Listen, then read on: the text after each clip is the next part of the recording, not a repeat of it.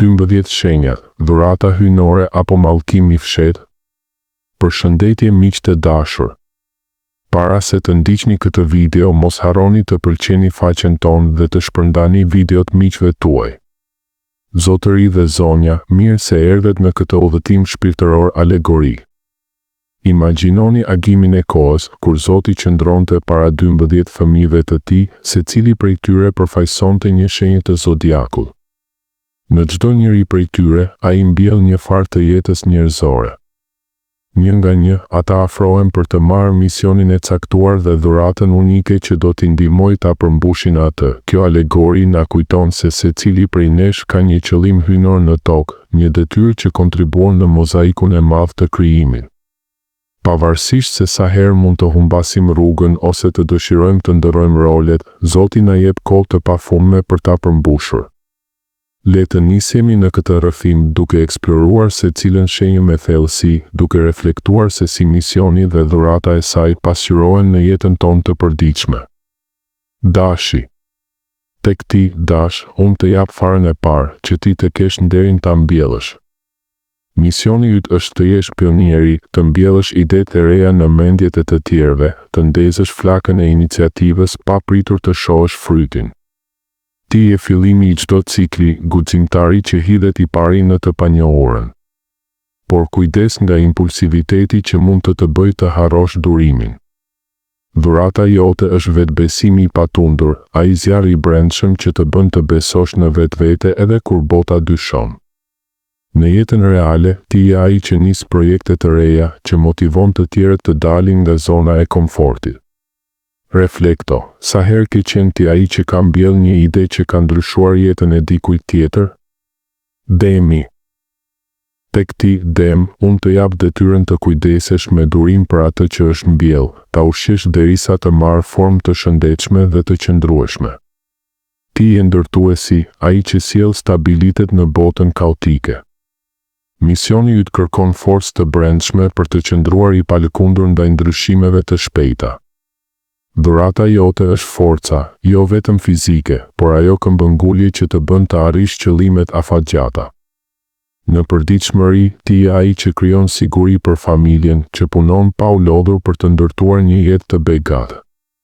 Pyet veten, si e përdor forcën tënde për të mbrojtur atë që është të çmuar? Binjakët. Tek ti, binjak, unë të jap misionin të bësh pyetje pa përgjigje, të nxitësh të menduarit e thellë dhe kurreshtjen që çon në kuptim më të madh. Ti je komunikuesi, lidhëse mes ideve dhe njerëzve. Bota ka nevojë për pyetjet e tua që sfidojnë status quo-n. Dhurata jote është dituria, aftësia për të mbledhur dhe shpërndar njohuri si një erë që bart polen. Në jetë, ti je mësuesi, shkrimtari ose biseduesi që ndryshon perspektiva. Reflekto, çfarë pyetje të re mund të bësh sot për të zgjeruar horizontet e dikujt? Gaforja.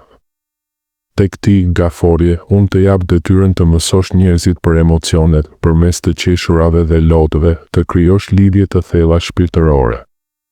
Ti je kujdestari i ndjenjave njerëzore. Misioni yt është të kujtosh botës se forca e vërtet lind nga vulnerabiliteti. Dhurata jote është familja, jo vetëm ajo e gjakut, por çdo lidhje që ndërton si një shtëpi e ngrohtë. Në realitet, ti je ai që ofron mbështetje emocionale, që krijon kujtime të paharrueshme. Pyet veten, si mund të hapësh zemrën sot për të shëruar dikë? Luani. Tek ti, Luan, unë të jap misionin të shfaqesh krijimin tim para botës përmes talenteve të tua madhështore, por kujdes nga krenaria që mund të verbojë. Ti je drita që ndriçon skenën e jetës. Bota ka nevojë për krijimtarinë tënde për të festuar bukurinë hyjnore. Dhurata jote është nderi, ai dinjitet mbretëror që të bën të shkëlqesh pas bejur të tjerët. Në jetë, ti je artisti, lideri që frymëzon masa. Reflekto, si mund të përdorësh talentet e tua për të nderuar krijuesin? Virgjëresha. Tek ti, Virgjëresh, unë të jap detyrën të analizosh gjithçka që njerëzimi bën me krijimin tim, të ekzaminosh dhe të përmirësosh me saktësi. Ti je perfeksionist i shërues. Misioni yt është të sjellësh pastërti në kaos. Dhurata jote është pastërtia e mendimit, aftësia për të parë detajet që të tjerët i humbasin. Në përditshmëri, ti je shëruesi, organizatori që rregullon botën. Pyet veten, çfarë mund të përmirësosh sot për të bërë botën më të mirë?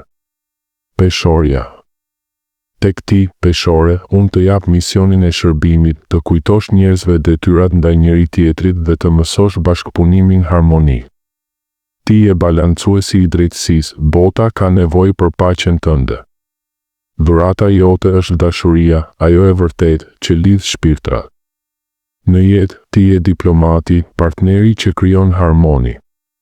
Reflekto, si mund të ndërmjetësosh dashuri sot? Akrepi. Tek ti, akrep, unë të jap detyrën e vështirë të njohësh atë që fshihet në zemrat e njerëzve, errësirën dhe dritën, një mision i dhimbshëm por transformues, ti je shëruesi i thellë i plagëve të fshehta. Dhurata jote është qëllimi, ai intensitet që të çon drejt së vërtetës. Në realitet, ti je detektivi shpirtëror që sjell rilindje. Pyet veten, çfarë të vërtetë të fshehur mund të zbulosh për shërim? Shigjetari. Tek ti, shigjetar, unë të jap misionin të bësh njerëzit të qeshin, t'i largosh nga hidhërimi dhe t'i kthesh syt drejt meje me optimizëm, ti je eksploruesi i shpirtit. Dhurata jote është gëzimi i pafund, ai bollët që infekton të tjerët. Në jetë, ti je aventurieri që sjell shpresë. Reflekto, si mund të shpërndash gëzim sot? Britsjapi. Tek ti, britsjap, unë të jap detyrën të punosh fort dhe të motivosh të tjerët përmes shembullit tënd të disiplinuar. Ti je arkitekti i strukturave të qëndrueshme. Dhurata jote është përgjegjësia, ajo forcë që ndërton perandori. Në përditshmëri, ti je lideri që arrin majat. Pyet veten, çfarë përgjegjësi mund të marrësh për të motivuar të tjerët? Ujori. Tek ti, ujor, unë të jap misionin të vizionosh të ardhmen, të konceptosh botën e re, inovative dhe të lirë, ti je revolucionari humanitar. Dhurata jote është liria, ajo pavarësi që çliron mendjet. Në jetë, ti je vizionari që ndryshon shoqërinë. Reflekto, çfarë ideje të re për të ardhmen mund të ndash? Peshqit. Tek ti, pesh, unë të jap misionin më të vështirë, të mbledhësh hidhërimet e botës dhe t'ia kthesh mua, të përthithësh dhimbjen njerëzore për shërim kolektiv, ti je shpirti empatik që lidh gjithçka. Dhurata jote është mirëkuptimi, ajo dhe mshuri hyjnore. Në realitet, ti je shëruesi që sakrifikon për të tjerët. Pyet veten, si mund të shërosh dhimbjen e dikujt sot? Përfundimi. Dhe kështu, secili prej nesh mban një pjesë të idesë hyjnore. Pavarësisht shenjës, ne plotësojmë njëri tjetrin. Kur kthehen të hutuar, Zoti u thot, do të ktheheni shumë herë duke kërkuar lirimin nga misioni, por unë do ju jap kohë të pafundme derisa ta përmbushni. Reflektoni për shenjën tuaj, çfarë misioni po përmbushni? Çfarë dhurate po përdorni? Faleminderit që ndat këtë udhëtim me mua. Bekim dhe dritë në rrugën tuaj shpirtërore.